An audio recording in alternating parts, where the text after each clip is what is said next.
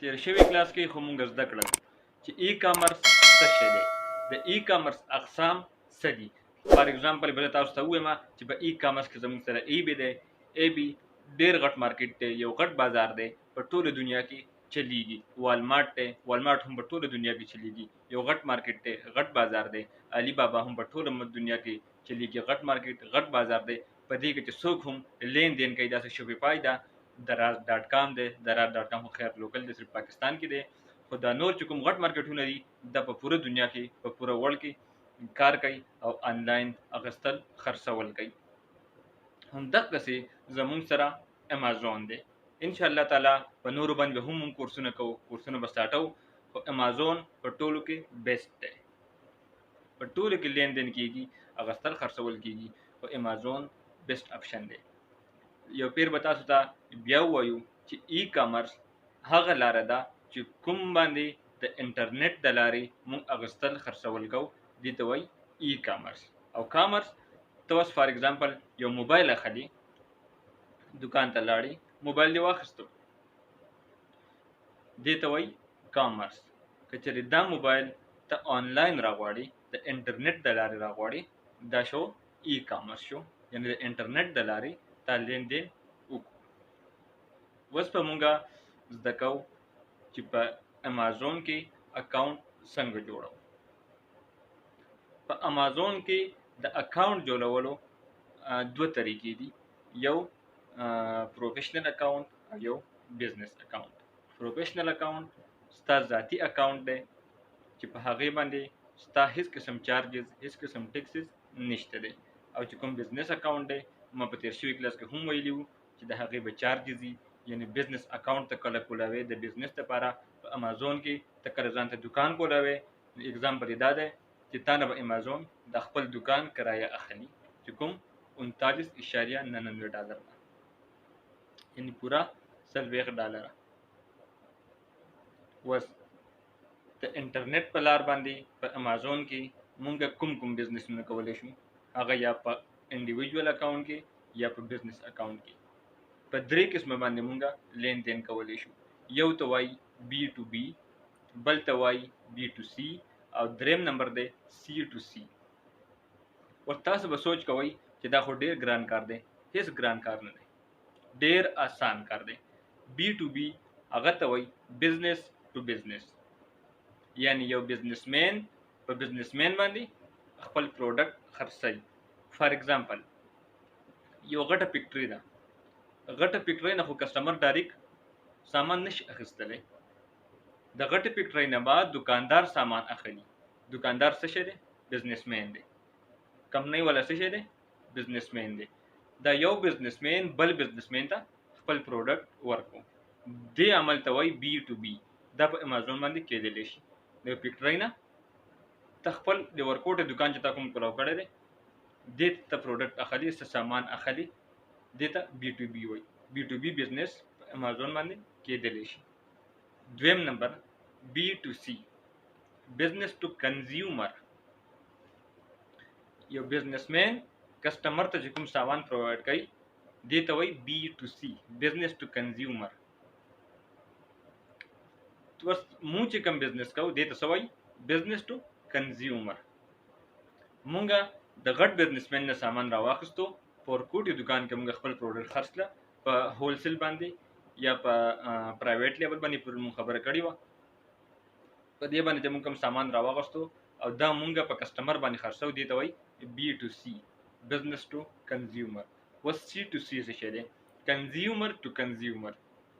تاسو به سوچ کوئ چې کنزیومر ټو کنزیومر څنګه راځي؟ کسټمر به څنګه په کسټمر سامان خرڅوي؟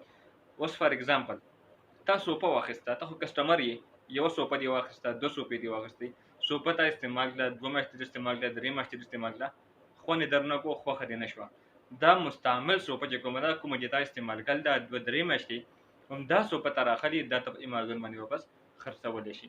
دا ته بالکل په خپل اکاونټ کې لیست کړه چې زما سره یو استعمال شوې سوپه ده، دا دې پرایز دی، دومره استعمال شوې ده، یعنې سیکنډ ده.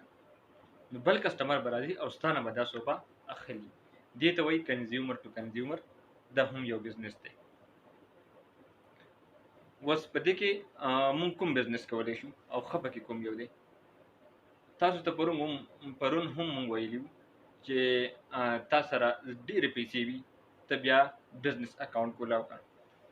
خپل اکاونټ مخ په وړاندې بوځه، خپل دکان مخ په وړاندې بوځه.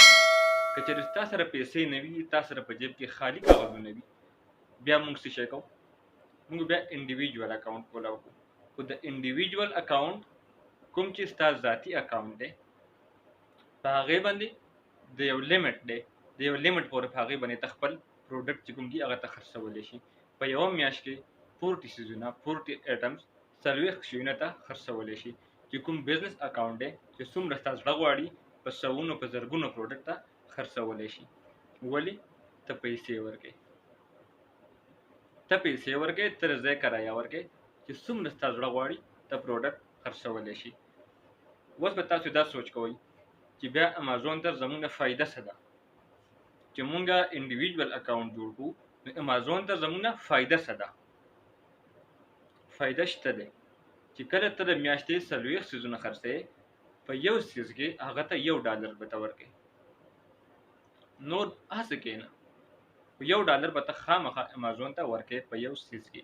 فار ایگزامپل تا په $10 باندې یو سیز خرڅ کړو، په $15 دې اخیستی دی، په $10 ته خرڅوې، نو په دې $15 چې ستا کوم کمایي ده په دې کې به $1 ته خامخا امازون ته ورکوې.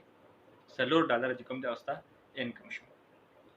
په بزنس اکاونټ کې به څه شی کوې چې کوم دا $39 دي، دا که ته هسې هم ناست وي ستا خرڅ نه کېږي، ته که یوه میاشت ناست وي، ته 2 میاشتې ناست وي، که زړه دې ښه وي او که بد وي، دا $39 به ته امازون ته ورکوې. اوس د $39 چې ته کله امازون ته ورکوې، د دې فایده څه شی ده؟ امازون به تا ته ډېر فیسیلیټیز درکوي، ډېر اسانیانې به تا لپاره راوړي، کوم چې د انډیویجوال اکاونټ لپاره نشته دی. اوس دې نه مخکې به مونږ دا زده کوو چې اکاونټ به کریټ کوو څنګه. په اکاونټ کریټ کولو کې به زموږ سره څه لګي، انشاءالله دا به مونږ په نیکسټ کلاس کې وایو. یو عرض درنه دا کوم، یو ریکویسټ درنه دا کوم چې تاسو وړاندې کلاس نه وي کتلی، دویم کلاس مه ګورئ، ځکه چې په دویم کلاس بیا تاسو نه پوهېږئ. نن ما کومې خبرې وکړې، که تاسو پرونی کلاس نه وي کتلی، تیر شوی چې کوم کلاس زموږ تیر شوی دی هغه تاسو نه وي کتلی، په دې کلاس باندې به ستاسو ذهن کار نه کوي. کومې خبرې چې مونږ وکړې په پرونو کې هم مونږ ذکر کړي په تفصیل سره، په ننني کې هم مونږ ذکر کړله په تفصیل سره. اوس که نننی کلاس تاسو ونه ګورئ، سباني کلاس باندې بیا تاسو نه پوهېږئ. انشاءالله زه یو نمبر ورکوم ټولو کلاسونو ته، 15-20 کلاسز به زمونږ وي انشاءالله. ټول ښه په غور سره ګورئ، یو پیر پوه نه شوئ دوباره وګورئ، په دوباره پوه نه شئ په درې باره وګورئ، تاسو به پوهېږئ انشاءالله. شاهد انور پیسې ګټلی شي، ښې ډېرې پیسې ګټلی شي، مونږ او تاسو یې ولې نه شو ګټلی؟ آیا د شاهد انور تعلیم ستاسو نه زیات دی؟ زمونږ کلاسز صرف د هغه چا دپاره دي چې کوم خلک هسې ناست وي او تر اوسه پورې آنلاین $1 هم نه وي ګټلی.